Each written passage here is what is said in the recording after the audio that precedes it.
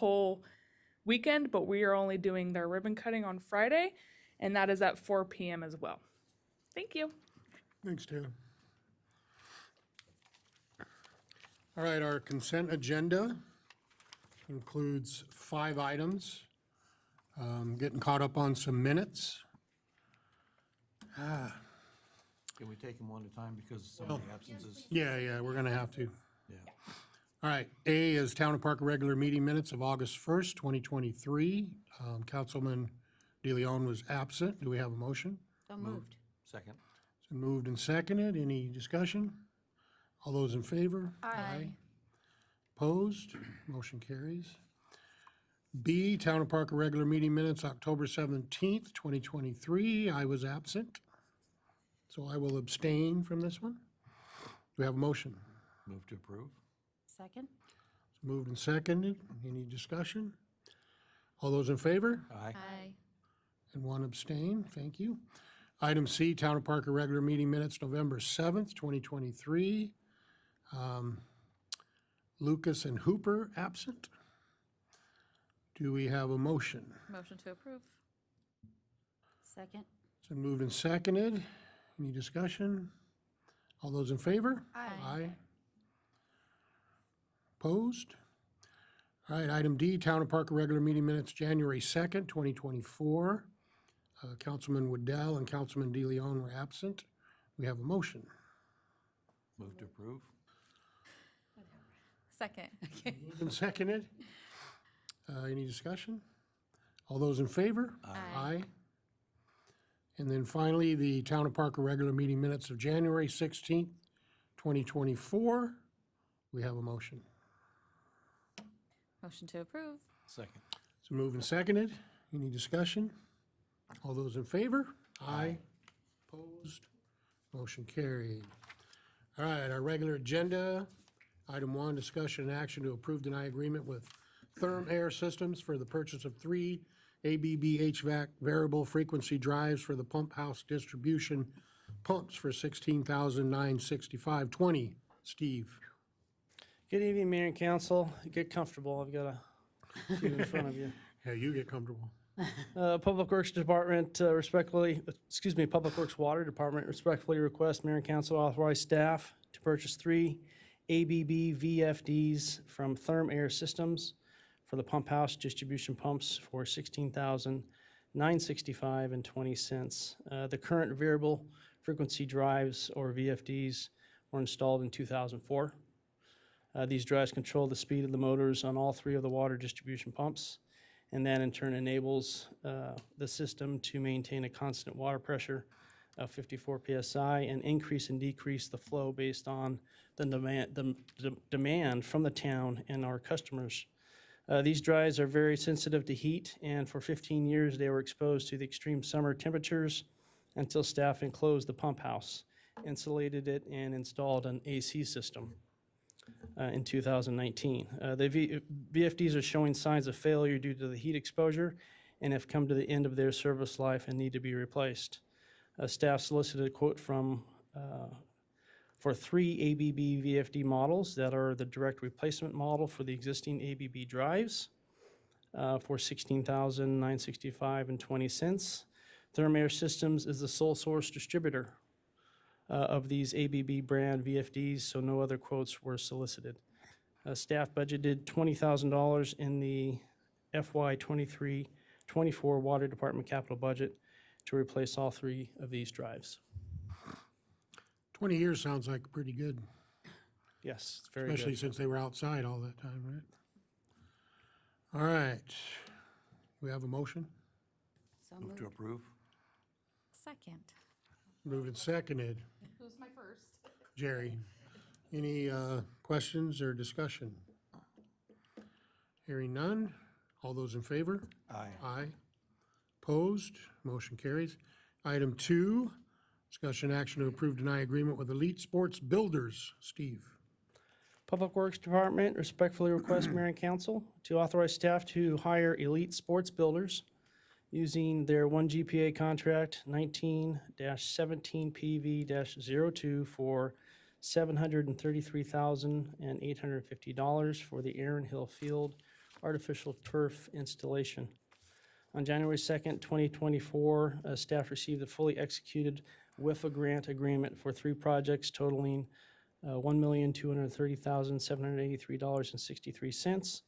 The grant will pay for $923,087.72 of these projects, and the town grant match amount is $307,695.91.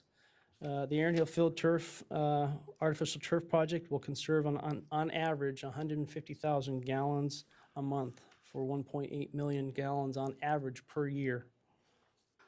Staff solicited a proposal from Elite Sports Builders for a proposal using their 1GPA cooperative contract.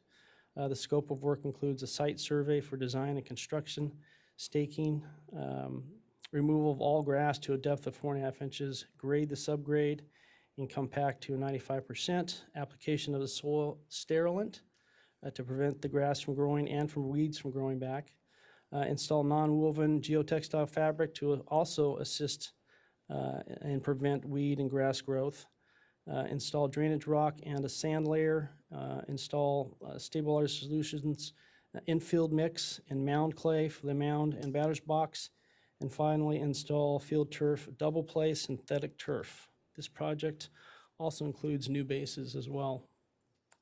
This project will commence after the end of the Little League season in July and will be completed in time for the fall ball at the end of this year.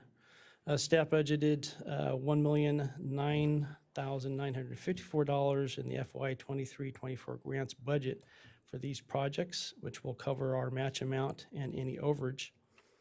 The updated proposal from Elite Sports was increased from the time that I actually got the proposal and submitted for the grant.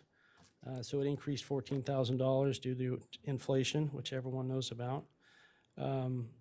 So when the contractor is finished with the project, the process is essentially the town pays the bill and then submits the reimbursement to WIFA for $426,000. We obviously have to pay for our grant amount a match, so that's taken out of that amount of the total project. So we're required obviously to pay our grant amount, match amount first, and then we can obviously submit for the reimbursements afterwards. Okay. We have a motion. I have a question. Okay. What did you decide on the infield? Were you gonna stay natural or? No, I think we're gonna go with the artificial.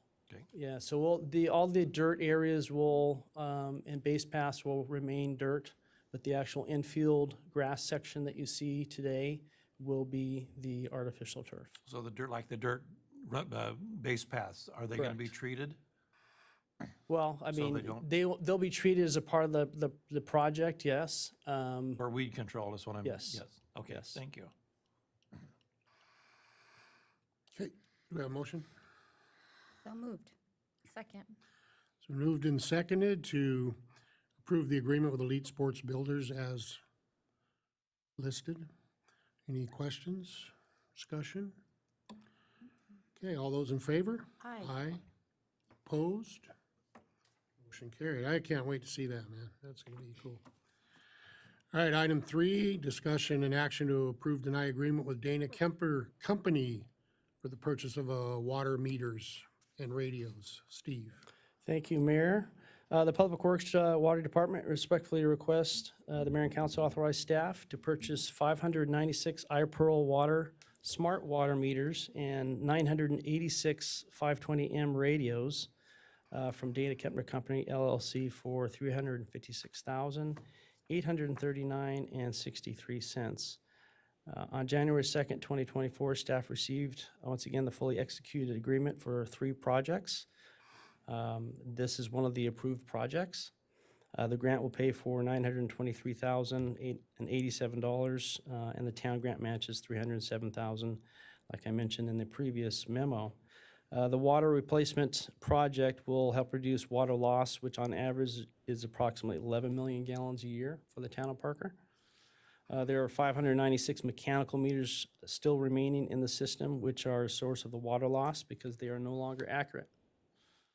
The iPearl Smart Water Meter being purchased uses an electromagnetic flow measurement system and has no moving parts.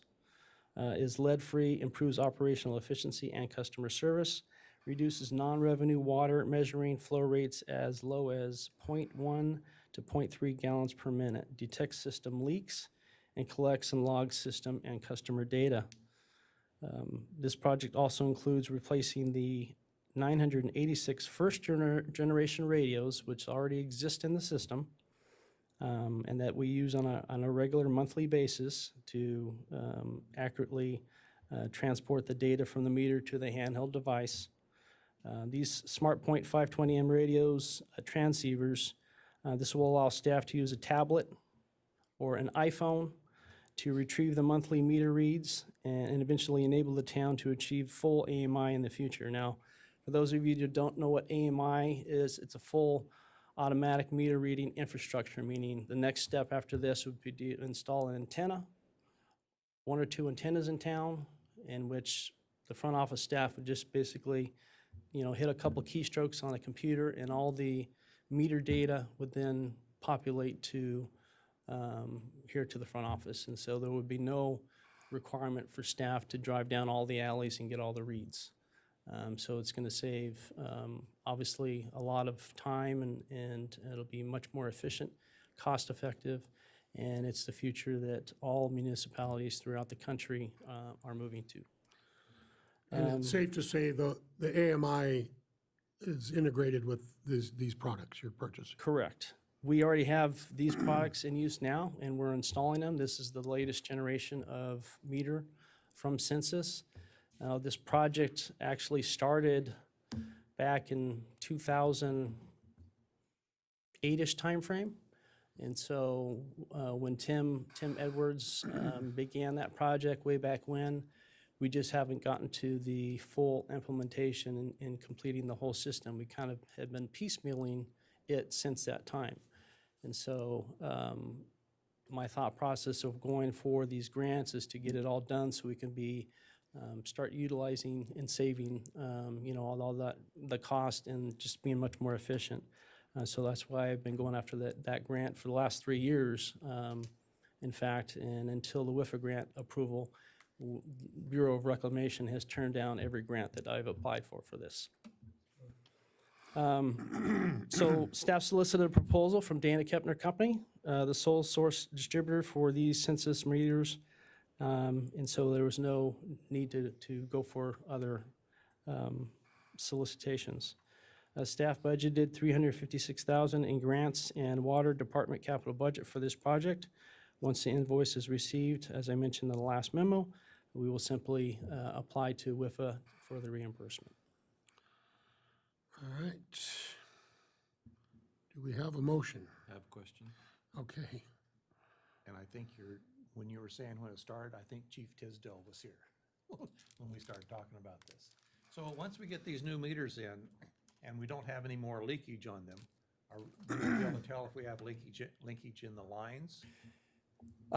This it's not necessarily leakage in the lines. What this is the No, I current. know it's around the meters and the misreading. No, it's not a leakage necessary at the box. Right, What it it's is misreading?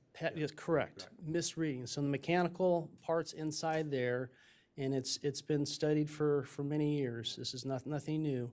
Those parts start to wear out, and as they wear out, essentially the customer is receiving free water. Right. And so, yes, this might come as a shock to customers when they do have a new meter installed and they realize, well, why did my bill go up? Well, this is the reason why. These meters are so sensitive and can detect at such a low flow that they will detect, a toilet, leaking, a drip in a faucet. And so those are things, obviously, that with a mechanical meter, you don't capture. And so that's what this is meant to do. And that's why the efficiency with just collecting the data as well, it gives staff and the front office the ability to, if they have a question, we could actually look up an actual day in which, well, what happened on this day? Well, we can tell you exactly how much water you used on that particular day. And so that's the direction all of the water technology is going for meters. But once we get these new meters in, we would be able to tell if there is any line leakage. At that particular location, yes. Thank you. Move to approve. Okay, I'll second. It's been moved and seconded to approve the agreement with Dana Kemper Company for the purchase of the water meters and radios as discussed. Any questions, discussion? All those in favor? Aye. Aye. Opposed? Motion carries. Steve, you're up again. Thank you, Mayor. Public Works Department respectfully requests the mayor and council to authorize staff to approve 2 change orders associated with the recently completed project, street project that is, for $27,850.65. The Sunline Asphalt Project to remove the asphalt and construct valley gutters, aprons, and new asphalt on Joshua Avenue to Kofa from 16th to 18th was completed a week or so ago. During the course of the project, there were 2 items that came up that increased the amount of work and materials that were agreed upon, therefore change orders were needed. In your packet there, change order 1, while removing the asphalt on Kofa Avenue from 16th to 17th, I stopped the milling process of the existing asphalt because I didn't think they were removing the correct amount of asphalt. If you see the attached diagram there or map, it's this one right here. That section essentially was not being milled, and what the engineer drew in her plans, they were following exactly what the engineer had planned to do. From an aesthetics standpoint, and just to bring it up to the end of the parking stalls and to match the corner returns, these 2 corners are equal distance apart from the sidewalk. And so I had them mill that area out and actually include that as part of the project. So when the final plans were developed, I missed that. I would have told her, you know, we need to remove this as well and bring it up to at least the corner returns so it looks aesthetically like it was meant to be. The way that she had drawn this and had the work designed, to me, it didn't fit when I was out there and they were milling it. So I made them mill that to make it look like it was more aesthetically pleasing, and it also made sense because then we can just come back and actually do that parking lot and make it look nice.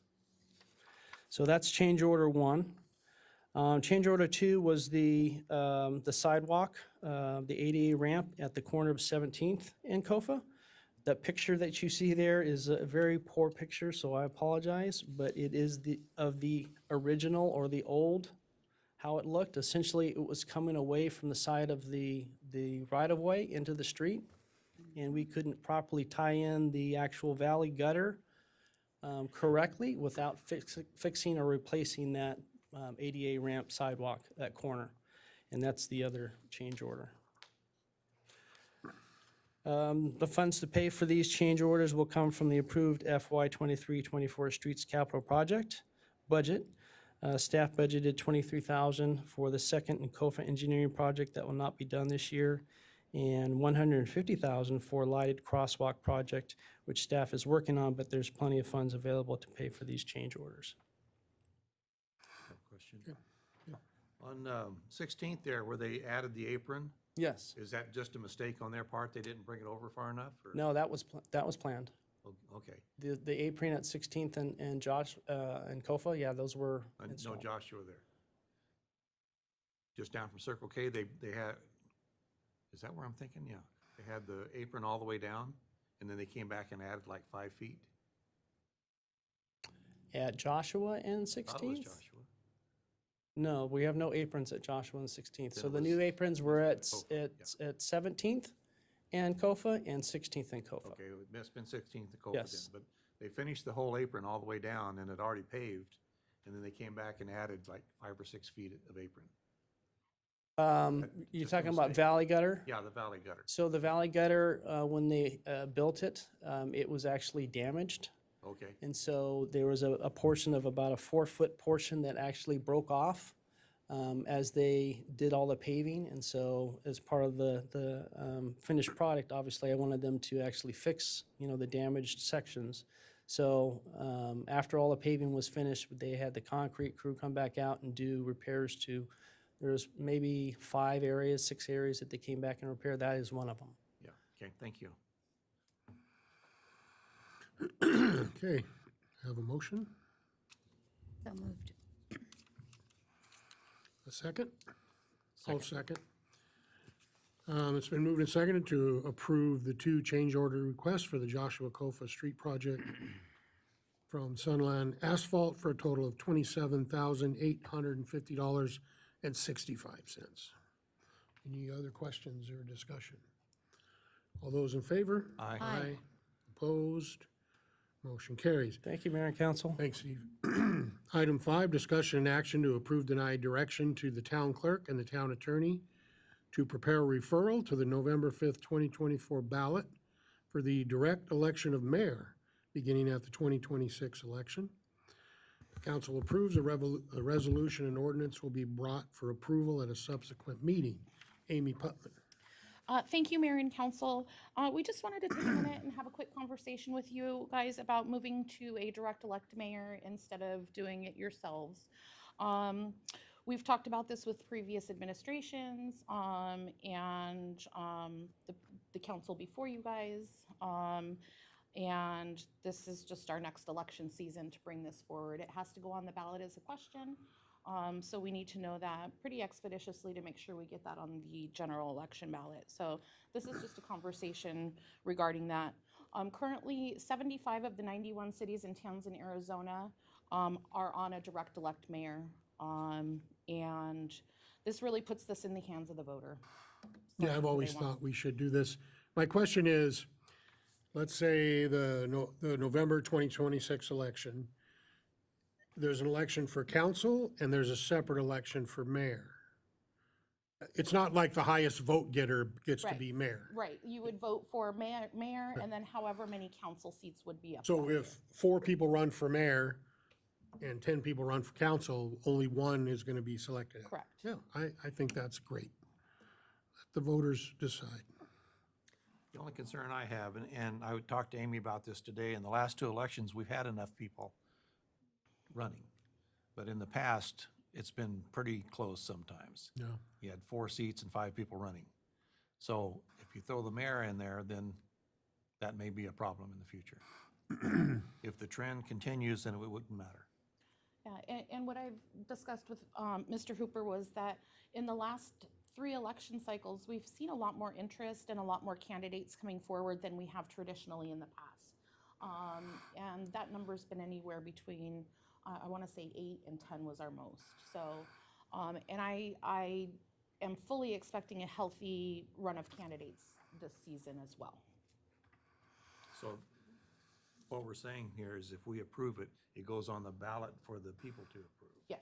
Okay. And then 2 years later, it It'd would be be, 26. And then in 26, it would be on the ballot. Yeah, if we have to do this stuff so far ahead of time, so. all right. I will make a motion to direct the town clerk and town attorney to prepare referral for the November 5th, 2024 ballot for the direct election of mayor beginning at the 2026 election. Second. And moved and seconded. Any discussion, questions, concerns? You know, I do have a concern. You too?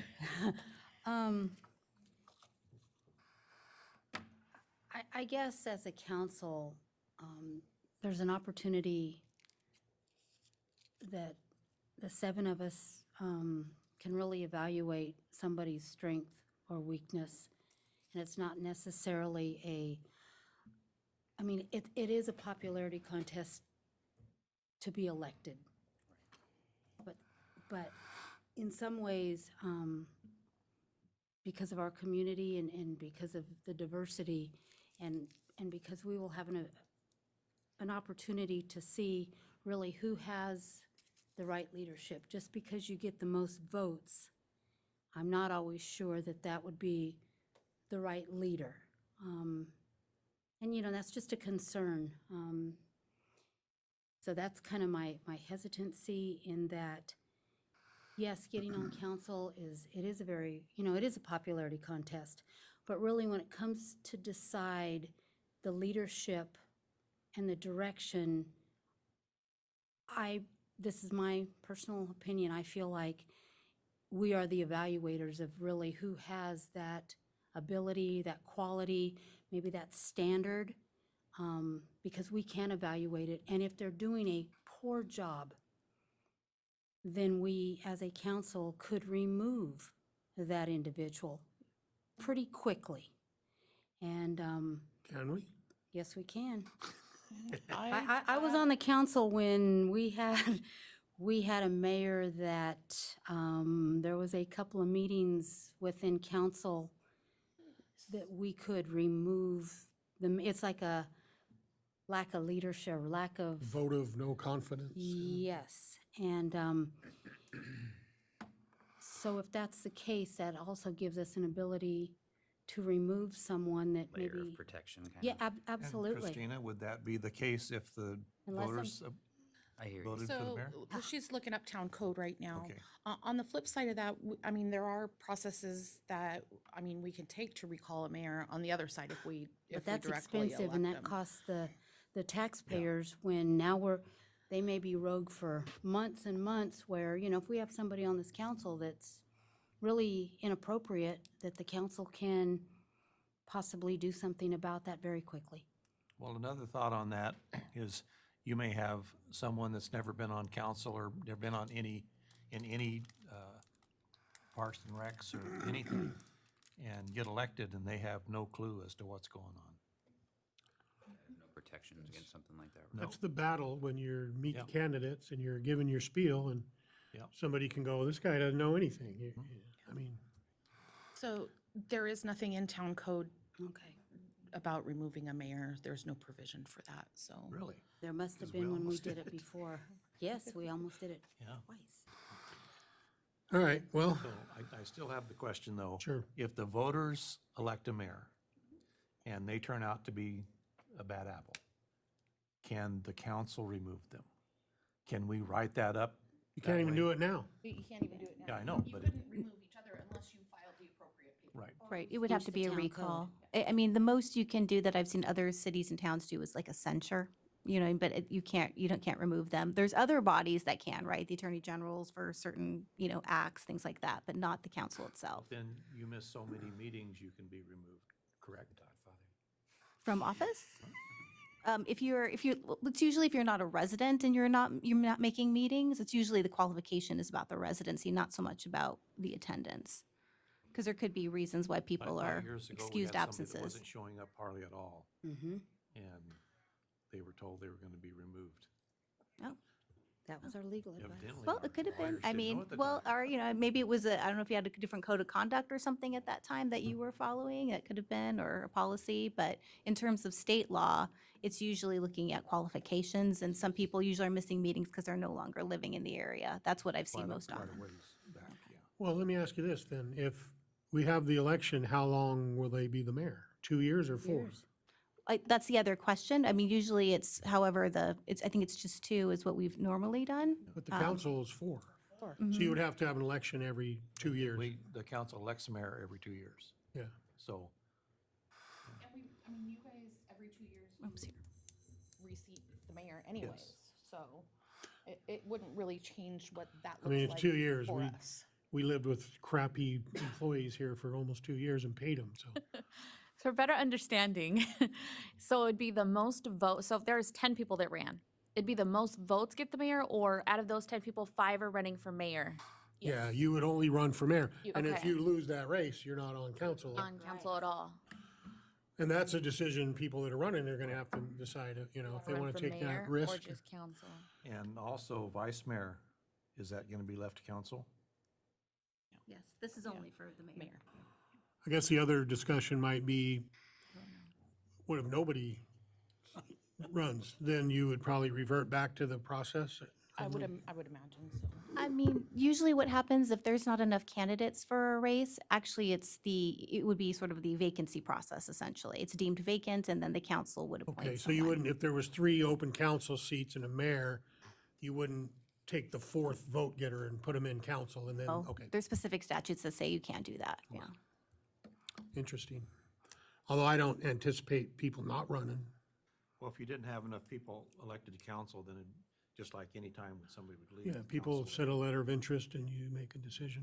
It's kind of a tough split, though. I mean, somebody would make a great council member, but they're gonna They wanna run be mayor. for mayor, and then they don't get mayor, and now you're out a great council member. you know?